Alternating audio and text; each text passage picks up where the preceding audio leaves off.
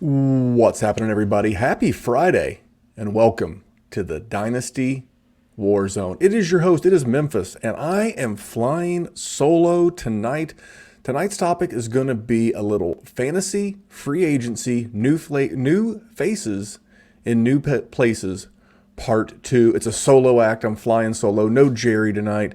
I was hoping that we would have gotten a lot more action between now and when we last recorded, but it's not been great. We've gotten some names, we've gotten some rumors, but I want to get this knocked out of the way, this free agency nonsense, so that when we have our guests on Tuesday, that we don't have to spend so much time in free agency. I really want to jump into the rookie class and whatever jobs are left over. So I know we've got Linda and Troy King from the FF Intervention, I believe it is, and we'll have them on with us. I know Troy is with everything, and so is Linda. They're literally everything. I know Linda works with the Speakeasy. I mean, Troy is so big and famous that that dude hangs out with like Matthew Berry. He is a baller and a shot caller, and I'm really proud of what he's done in a very short matter of time. It just goes to show you can get anything you want in this world if you hustle and you grind. So mad props to Troy over at T King Mode. And then Linda, you know what? I'm going to send her some Cyber Trulies so we can have a good time on Tuesday. Stick around for that. So just real quick, I want to thank everybody for the 5-star reviews on the podcast. This, along with subscribing and sharing the show on social media, on Facebook. I know Instagram gets a little weird because you got to do it via like Spotify, and you can only do it in your Instagram story. Incredibly a pain in the ass on Instagram, but share us on Twitter. Share us with whoever and wherever. Hell, Facebook. Maybe your mom wants to listen to the Dynasty WarZone. Hey, we'd love it. And we're up to 212 total reviews. Man, trying to get to 300 by the start of camp. So you can help us out. You know, go over to Apple, go over to Spotify, Stitcher, whoever has a review function. Drop us a review and hook us up, man, and subscribe. You won't miss bonus shows like this. I hinted at it on Wednesday, and here it is. I want to read our most recent review. I read this one the other day, but it was so much fun. I'm going to read it again. It is from Forrest Redwood on Apple Podcast. He says, always pumping out premium content, always keeping me up to date so I can make crippling trades. 100 out of 10, totally recommend. So Forrest Redwood and everyone, all 212, good or bad, thank you for the feedback. It is how we're going to continue to grow this podcast, and we need you. And then speaking of growing, YouTube contest. I'm trying to make this intro hella short. So YouTube contest. Basically, we get to 500 subs by June 1. Everyone who's subscribed since ever, we will get you entered into a contest to where I will host your round one of your rookie draft. We'll host it here on YouTube. We'll stream it to the world. You'll have it in video form to be able to bust the chops of any GM in your league that makes a bad pick that goes on to be a bust. You will have it in infamy forever. All you have to do to get entered in to have me, again, host your draft. When your draft is over, I'll review your draft. I'll give her a Mel Kiper grade. I will turn that into a podcast. I will send that file exclusively to you. And if you want me to post it as a show, I'll totally post it as a show for you. You let me know, but all you got to do is go over to YouTube, search Dynasty WarZone, subscribe, notifications turned on. We get an email, and that lets us know that you did. I copy and paste your name from the email into the subscriber note so that when we do the giveaway, because I know we're going to get to 500, you're going to share this and you're going to help me out, and we're going to do this damn thing. So I want to call out the social media. Again, my personal handle at DWZ Memphis. The show handle on both Instagram and Twitter at Dynasty WarZone, same as YouTube. And if you're not on socials, I don't blame you. I never will. Send me an email, dynastywarzone@gmail. That's how I get you on the Dynasty WarZone, the Dynasty Happy Hour contractor. That's a different feed, but if you're interested, that's how you get a hold of me, dynastywarzone@gmail, and we can correspond there.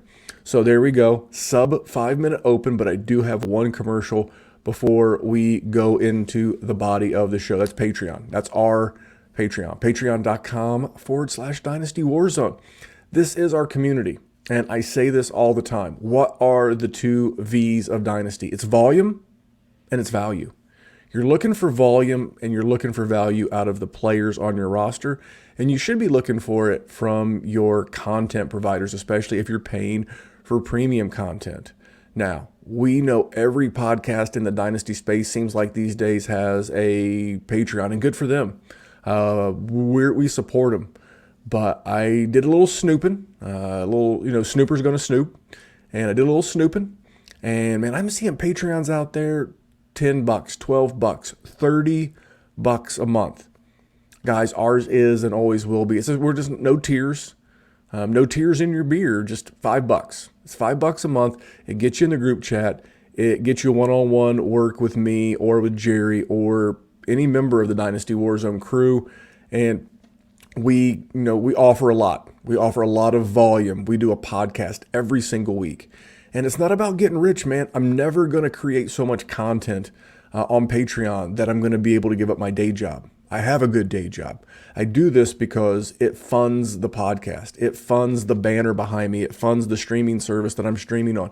It funds cameras and mics and all the stuff that we're trying to do to make the presentation better for you, the listener, and for you, the watcher on YouTube. So that's how we do it. We're going to be kicking off new patron leagues in April. We are rounding up the rest of the dues for our existing 7 plus 3 Devies.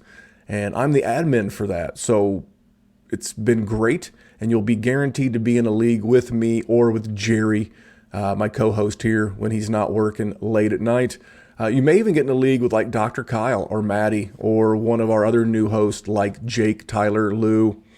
I know I'm missing someone. But you know what? And the group chat. So as I record my phone, I had to turn my phone upside down because the group chat's going nonstop. It keeps flashing because everyone's talking about Deshaun Watson and everyone's talking about rookies and we're talking about free agency. So that's the big plus to the Dynasty WarZone Patreon. You're going to get a lot of volume. You're going to get a lot of content. You're going to get a lot of help. And you're going to get a lot of conversation in the group chat. If you're interested, patreon.com/Dynasty WarZone. And if you have any questions, you can go back to that email, dynastywarzone@gmail. Ask me some questions. Come in for 1 month, see what it's about. If you don't like it, leave. But I don't think you will. I think you'll love it. I think you'll love the people. And I think you'll get better at Dynasty Fantasy Football while having a damn good time. Let's get into this, man. Let's get into the Dynasty content. This, I don't have my soundboard hooked up, but if I had my Stone Cold Steve Austin sounder from the other day, he would give you another boring. It has not been a lot. And I was listening to another podcast, and this was not a fantasy football related podcast. This was an NFL related podcast. And they were talking about that this is really potentially a sign of things to come. Now, we don't know that. The podcast I was listening to doesn't know that. But are these middle priced players going to get squeezed out more and more and more? I was having this conversation with Jerry the other day. You know, the NCAA since 2018 has given us a lot of good, productive young wide receivers every single year. It feels like they're giving us 5, 10, 12 players. And a lot of these guys are hitting right away. And, think about DK Metcalf a couple of years ago, A.J. Brown. Before that, it was DJ Moore and Cortland Sutton. And last year, it was Justin Jefferson and Terry McLaurin and all these young guys. They're really going to put the squeeze on this middle class of wide receivers. And what's coming up behind that group? Rondale Moore, Rashad Bateman, Devonta Smith, Jalen Waddle, Jamar Chase. It's not going to stop. So it really got me thinking. Like the wide receivers and the running backs have really felt depressed in value. Now, some of these guys will still get jobs, and that's what we're planning on talking about on Tuesday with our guests Troy and Linda. We're going to talk about what's left on the bone for the rookies as they come in. But I do want to take you around a quick spin through what's going on. And I broke this up in 3 segments. What I did was I broke it up in underreported and over expectation signings. And those are just ones that I personally really, really liked. For one reason or another. So the first one, I'm just going to get right into it. I want to kind of keep this one short this time. Gerald Everett to Seattle. Man, Russell Wilson, it feels like, I don't have a ton of data, but I know it's out there, that Russell Wilson has done a great job in his career of doing good things for tight ends in Seattle. I think about Jimmy Graham, had a couple of great years in Seattle with Russ. He made Will Dissly look very serviceable. Jacob Hollister. I had big expectations last year of Greg Olsen. Now, he got hurt, but man, Gerald Everett is a young, super athletic guy in his prime, ready to break out. And I love this. You think about the weapons in Seattle. Obviously, you got DK. Tyler Lockett's still there. I actually thought he may have been a cap casualty. They made a trade with Oakland to get some offensive line help, and they don't have any firsts in this year's draft. So it's really going to be Gerald Everett, Lockett, and DK, and then a couple of backup players. So for me, this was the number one signing of the Dynasty free agent period. I mean, I love it. I would be looking to acquire him in Superflex tight end premiums or any tight end premium format, to be honest. I'm just used to saying Superflex tight end premium. What am I offering? Man, I'm offering my second. In a tight end premium, as dry as that position is outside of the big 3 or 4, man, this guy's got the athletic tools, and Russell's got the history of making a tight end. And, if you remember the first part of last year, it was let Russ cook. And the first 8-9 games of the season, he was cooking. And then they made the trade for the pass rusher from the Bengals. Jamal Adams come back. He was healthy. The defense was playing better. And all of a sudden, Russ went from cooking to simmering. And he started simmering a little bit. Wasn't quite the same offense. That defense, they lost the pass rusher. I'm drawing a blank on his name. I know they lost a corner. This is a team that could be in a lot of shootouts. And think about the offenses in this league. San Francisco's got a good offense. We know what Kyler Murray can do. I feel like the Rams got an upgrade, right? They got Matthew Stafford. So there's going to be a lot of points scored in the NFC West. And for those reasons, man, I'm jazzed about Gerald Everett. My next guy, little Freudian slip there, Corey Davis. Mentioned him briefly the other day. Someone in this offense is going to be good. And when I think someone in an offense is going to be good, I want the cheaper piece. It could be Denzel Mims. I live in a world where I'm 100% aware that could happen. But Corey Davis is, top 5 overall in the NFL draft. He's got that kind of pedigree. So he could too. Doesn't mean he will. So if I'm speculating between two things, I got the one guy over here, got the one guy over there, give me the cheaper guy. And some of our patrons asked the other day, what would you give for Corey Davis? In just about any format, I'm going to start with the 208. Can I give you my 2021 208 and see what happens?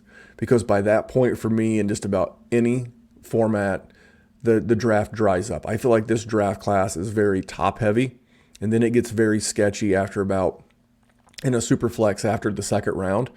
And I'll take a shot on Corey Davis. I'll take a shot on the kind of unknown. He almost had 1,000 yards last year. I think he would have if he hadn't missed some time. He had like 985. He had 5 touchdowns, I believe. I think there's an opportunity for Corey Davis to do some good things. So I'll buy the cheaper option in New York. This next one, it's not really been underreported, but I don't love it. It's Kenyan Drake. Man, this just shits on the value of 2 players. It kills Josh Jacobs. It seems like John Gruden has never wanted to give this dude the ability to be the guy, like that 75% snap share, 3 down back. And they brought Drake in on a 2-year deal. This just absolutely breaks my heart. If I had to pick one of the two, I would much rather have Josh Jacobs than Kenyan Drake. But he's going into year 3 of his rookie deal. He's not exactly set the world on fire. And if Drake gets both years of this contract in 2022, both of these guys could be in their final year of service in Las Vegas. I'm not looking to acquire him. If I needed running back depth, I would look somewhere else. Put a valuation on it. If you're desperate or you're a believer, I'm not going to kill you if you give up a second, but I don't love it. I don't love it. This next one is very funny, and I love signings like this that just extinguish the new hotness. The new hotness that was Darnold Parham with the LA Chargers. The Chargers gave Jared Cook $6 million, and man, that's a decent amount of coin for a guy at his age but they obviously want veterans around young Mr. Justin Herbert. They brought in Corey Lindley, the center. They brought in another offensive lineman from Pittsburgh. And now this guy. They want to keep him stacked with veterans. It feels like the one young dude that they want on the field with the Chargers is Justin Herbert. Outside of that, man, give me fifth-year option Mike Williams. Give me tried and true badass veteran Keenan Allen. Give me a veteran tight end in Jared Cook. Let's beef up the offensive line. It really feels like they're surrounding him with older but very good talent. And Jared Cook's still a damn good athlete. I don't think he'll do great. But if you have a Jared Cook share on the back end of a Superflex roster or a tight end premium roster, I keep wanting to say Superflex for some reason, man, you could do a lot worse. He could be a nice bye-week fill-in. If you have one of the big three, you have Kelsey or Kittle or Waller, and one of those guys goes down, you could do a lot worse as a fill-in for a short period of time than Jared Cook. And same with this next guy. This next guy is Kyle Rudolph. Now, I've always liked Kyle Rudolph. I don't think we'll ever see that huge tight end 2 overall season he had a few years back. I believe it was under Pat Shurmur as the OC at the time. But that doesn't mean that he's going to do much top end. But he's a guy that could really push Evan Ingram. And Evan Butterfingers Ingram really feels like this is someone they're trying to push. I think they know what they have. They picked up his fifth-year option. But it's like it's put up or shut up time for Evan Ingram.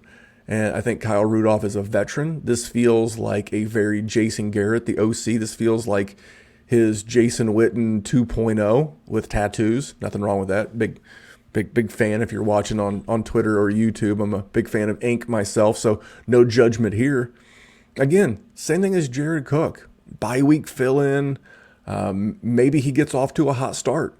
And you have one of the big three in a tight end premium.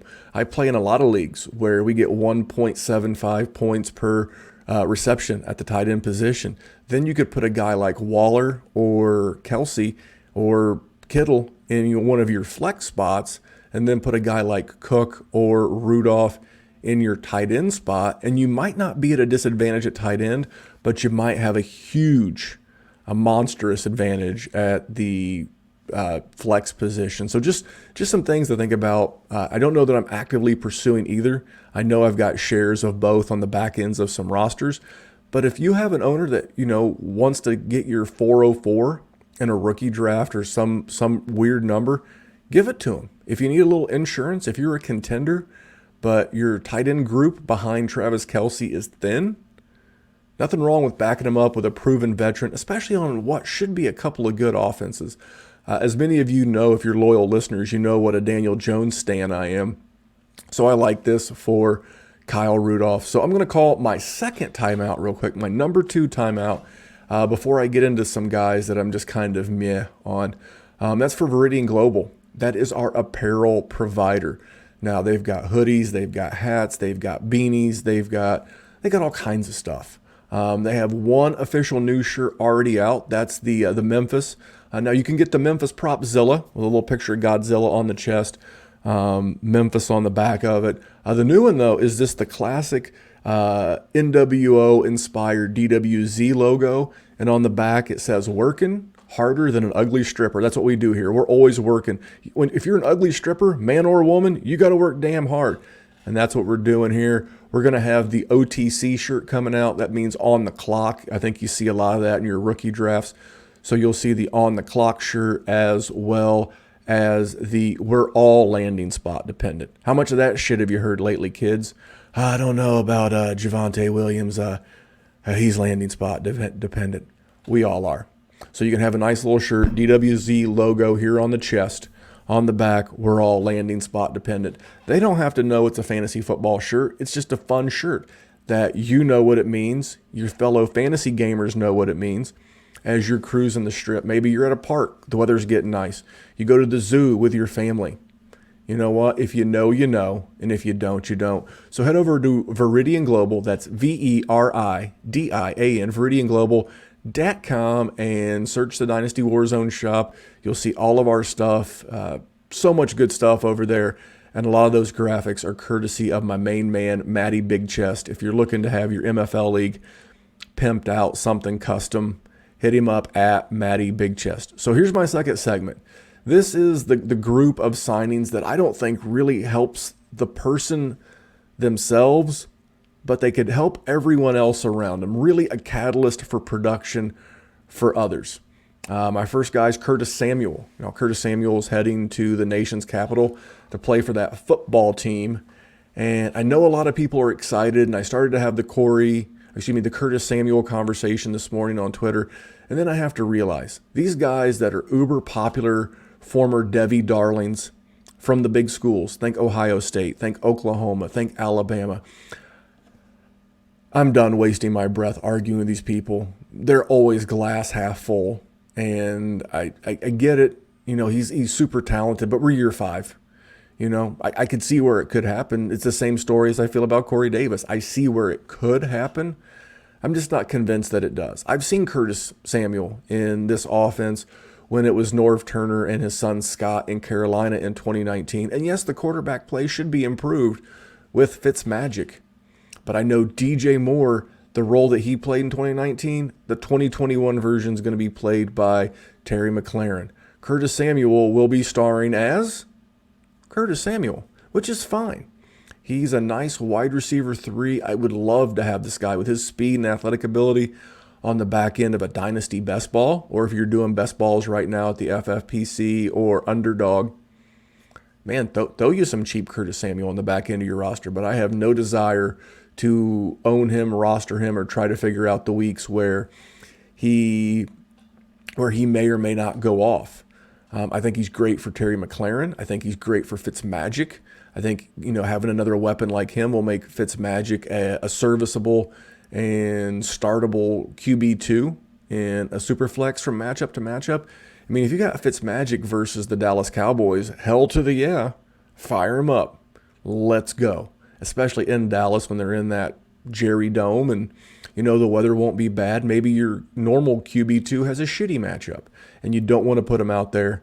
But that's what I see of Curtis Samuel. I don't see him being a tremendous value.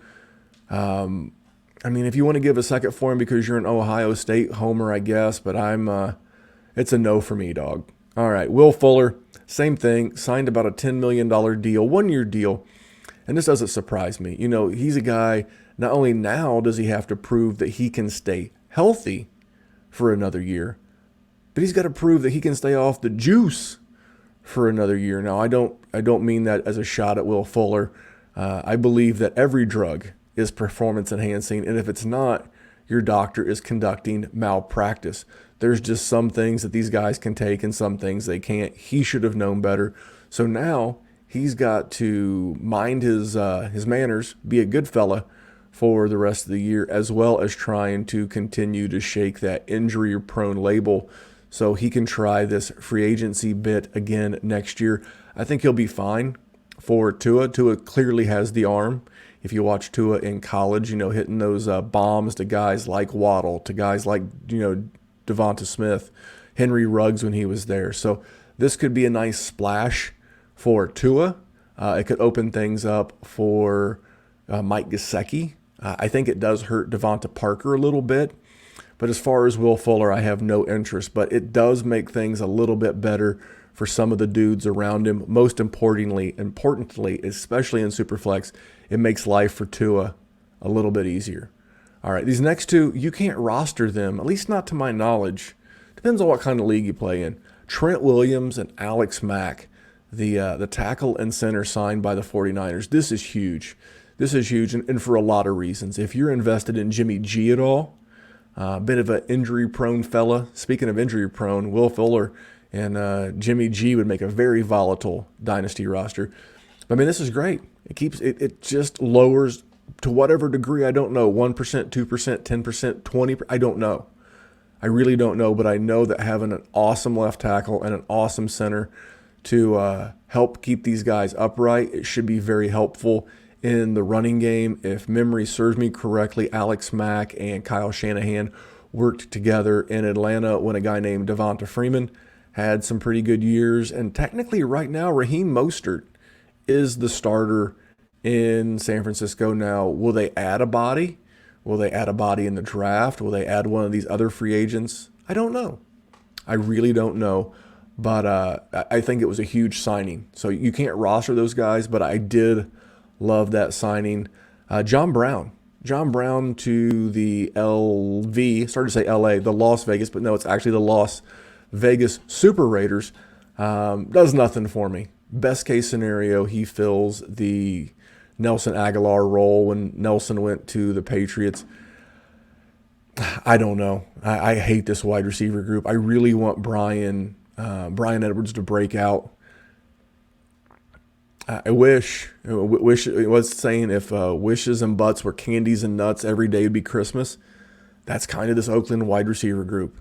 If I had to put a chip on one, the chip I would put it on would be Bryan Edwards. I don't think he's a redundant role. But man, it's ugly. I have no fucking idea what they're doing in Las Vegas with the Raiders, trading all their offensive linemen, cutting the other ones.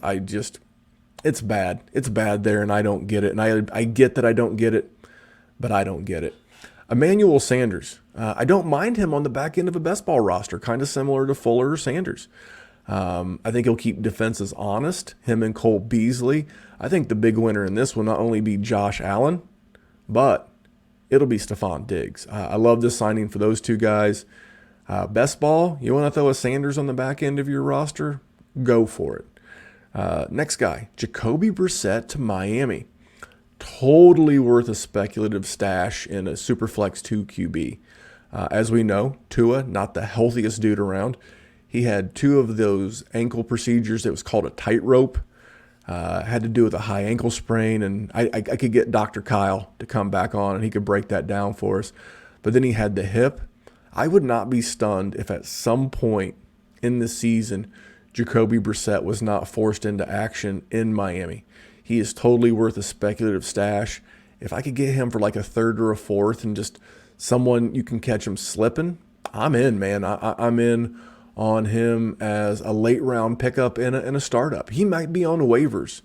I don't think he should be coming off of Indianapolis, but again, Tua, not the healthiest guy around. And this last guy is Fitz. And I'm still not convinced that Fitzmagic is the starter. I will say this. They're paying him about $10 million, but that's not starter money in 2021. Last I checked, I believe Case Keenum is making about $7 million a year, and Marcus Mariota is making like $9 million.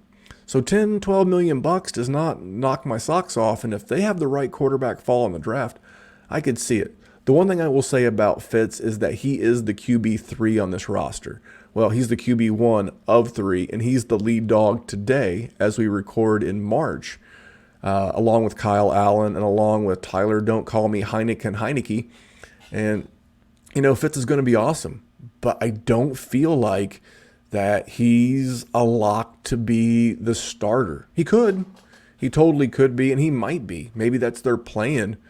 But if the right thing comes along in the draft or during the draft, $10 million does not guarantee him this job. I do like Washington in the division.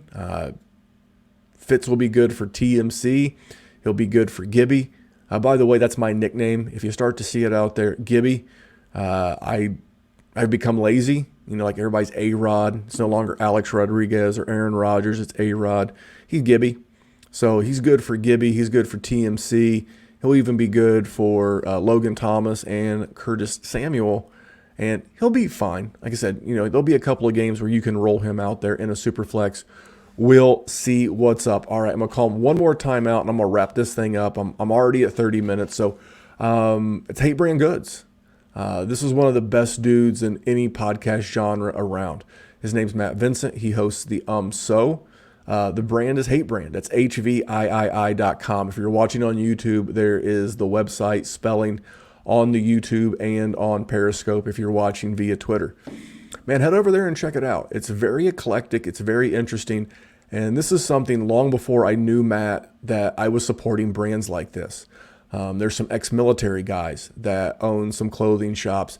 And you know what? I could continue to buy Under Armour and Nike and Adidas and help Phil Knight put a third wing on his vacation home. Or I could help these young guys, these guys out there hustling. We're trying to hustle in the podcast space to grow our fantasy brand. These guys are just trying to hustle to grow their apparel brand. And Matt's a good dude, and it's fun, and it's functional. You can go over to my Instagram at Memphis185, and you can see me wearing these funky things. You can go to the website, and if you go over there and you see something you like, simply use promo code Memphis at checkout, and it will save you some dollars. So again, the website is thehvii.com. That's thehvii.com. You see something you like as you're bumping around, promo code Memphis. They've got women's, they've got men's, they've got accessories, a lot of cool stuff. And I will put the commercial in at the end of the show if you want to hear it from the man himself, former LSU track and field star and Highland Games world champion, Matt Vincent. So, all right, here we go. These final guys. This segment I'm calling, They Ain't Worth a Drop of Piss. These are guys I'm already sure are dust, and nothing changes. First guy, going to ruffle some feathers because he's a very popular guy. I used the classic, if you're a Godfather fan like me, I used the classic Al Pacino from Godfather 3. And by the way, it's not bad. It's not 1 or 2. It's a little misunderstood. Godfather 3, especially the new cut they have on Amazon, worth the 3 hours, give or take, whatever it is. But the classic line in that movie with AJ Green truthers, just when I thought I was out, they pull me back in. And that's what it is with AJ Green, guys. Just when you thought you were out, he goes to Arizona with Kyler Murray, and they pull you back in. It means nothing to me. If I still have this crusty creature on the back end of my roster and someone wants him for anything, they will get him. I actually moved a Julian Edelman share in a league. I was like, I literally had to Google Julian Edelman and do like a 10-minute deep dive, making sure he didn't get traded to Tampa Bay or some other situation. I'm like, no, he's still a Patriot. Okay, yeah. Give me the 311 for AJ Green. I don't give a shit.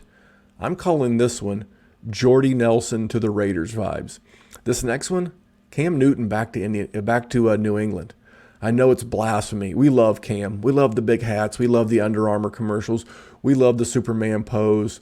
We love everything about Cam the dude. Cam the football player is cheeks, skipping passes to people. And Cam fans, because Cam was so good to us for so many years in the Dynasty space, that we just can't turn our back on him. Kind of the same way we can't turn our back on AJ Green. I have no problem. I wish Cam would have hung it up. I wish Cam would have went to the booth. I think he would have brought a flash and flair to CBS or ESPN that it sorely needs. Those things can be a little stale. But you know what? He's bringing his funky hats back to New England. But an article came out today, and I don't remember the author from I think it was the Boston Herald, who said that when they brought Cam back, they explained to him very clearly he is not guaranteed to be the starter. I'm sure if you look in the Boston Herald or look for that on Twitter, you wouldn't take very long to find it. But even if he was the starter, this is a dude who had an 8 TD to 10 INT interception ratio. This is a guy who averaged 25 passes a game. No thanks. If I can cash him out, what do I have to add to Cam Newton to get Kirk Cousins, to get Derek Carr? I'm going to ask those questions. What am I going to do to try to get Andy Dalton? Yeah, I would rather have Andy Dalton than Cam Newton. I think Andy Dalton's a little bit safer, although I think him and Cam and Fitz. Do you feel comfortable that any of these dudes have a job after 2021? I don't. So for that reason, Cam's name is worth more than the points he'll put in your roster. And it's not like he's not got injury issues from the last couple of years. Last year it was COVID, which is, you can't blame COVID on anyone. But he's got the shoulder, he's got the ankle, he's got stuff. And his name is worth more. I would love to send Cam and a pick and just level up into something safer. So I know I'll get heat for the Cam one and maybe even the AJ Green, but I'm here to tell you what I think to be the truth and not what you want to hear. Cam the dude's amazing. Again, I would have loved Cam and his fashion in the TV studio, his great personality, all the good stuff that he does, his knowledge of the game. But as a starter on my Superflex roster, ain't going to happen. Mark Ingram and David Johnson. Find a sucker and sell. I don't know who you have to trick to get rid of these bums. Bums. Muhammad Ali said it. I'm knocking out all bums. I'm knocking all bums named David Johnson and Mark Ingram off my roster. Give me something. Can I package this guy in a second and move up to a late first? I don't care. If David Johnson and my 204 can get me the 110, if I can literally move up 6 draft spots in a 12 GM league, hell yeah, I'm doing it every single day of the week. Mark Ingram too. And I'm sure they'll have usable games, and I'm sure they'll do it on someone else's roster. They're not doing it on mine. Deshaun Watson, Bubba Watson, Rusty Watson, doesn't matter. Neither one of these bums will be on my roster. And this last one's a real bummer. A real bummer because I liked this guy. I think this guy's got a little bit more talent than he's been given the opportunity to show. But clearly I have to admit I'm wrong, and that's Mitch Trubisky. Nothing but truly Blake Bortles 2.0. Going to go back up my man Josh Allen in Buffalo. Josh Allen's a horse. But man, much like we thought about Cam Newton many years ago, we thought, man, this guy's 6'4" and 250 pounds. Eventually that style hurt Cam. And I'm not saying that Josh Allen's going to get hurt, but if you can find a bummed out Mitch Trubisky GM and you own Josh Allen and you're a championship contender, might not be worth just, having the conversation. Because why are the Bills bringing in Mitch Trubisky? Because they believe they're a championship level team and they want a backup with good reps under his belt. They want a backup with a winning record. And I'm not saying Mitch Trubisky plays just like Josh Allen, but he's a reasonable enough facsimile that you might as well keep a guy with his pedigree around, especially on a one-year deal.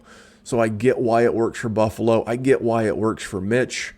I don't think he's going to get the Jameis and he's going to wind up back as a starter next year. But one I was wrong about and one that I'm bummed about. All right, I'm going to go through this next group real quick. These are the guys that I've not heard a lot on. And this is what I was speaking to earlier, that as the NCAA and these college programs continue to feed the NFL with so much young talent, it's really making teams want to go super high-end Dak Prescott, $37 million a year, and then a bunch of cheap rookies. It's going to be haves and have-nots from a financial standpoint. So I'm very curious to see where Kenny Golladay is going to go. It feels like guys like Kenny Golladay and Juju might wind up taking one-year deals. It came out just before I hit record on this podcast that Allen Robinson had signed his franchise tag. It seems pretty apparent the market for veteran wide receivers, even good ones, isn't all that great. So I think it was very prudent of Mr. Robinson to go ahead and scratch his signature on that form. You got Juju, you got T.Y. Hilton, you got Antonio Brown, Chris Carson, James Conner, Lev Bell, James White, Leonard Fournette, Sammy Watkins, Todd Gurley. Man, are you going to be shocked if some of these guys don't get jobs? And are you going to be shocked a year from now if some of these guys are held in the same light as Devonta Freeman is today? I'm not. If Todd Gurley is not on an NFL roster in 2022, I'm not going to be surprised. Hell, I'm not even going to be surprised if he's not on a roster this year. He looked bad in Atlanta. I think his body has betrayed him. So we may tack on a few of these names on Sunday before on the rookie rewind with my the rookie rundown, with my man Dallas Hyder. We may cover a couple of these names. Remember, on Sunday he and I are going to do a mock draft of all the rookies in what we perceive to be rounds 2 through 3. So we're going to start at the 201. We're going to take our top 12 off the board, and then we're just going to draft back and forth the next 24 picks. So there you go. Part Ducks. That's part deux of the free agents' faces in new places. Hope you enjoyed it. Little longer than I wanted, but wanted to make sure that we kept you covered because, again, on Tuesday, we want to have a good time with our friends Linda, with our friends Troy, talking about this rookie class and, some landing spots and continue to prep. We're past free agency. But until next time, I want to thank you for tuning in, and I have no one else besides me, so on behalf of your boy Memphis, here at the Dynasty WarZone, we are just trying to make the world a better place for fantasy football. I'll see you guys back here on Sunday. Have a great weekend.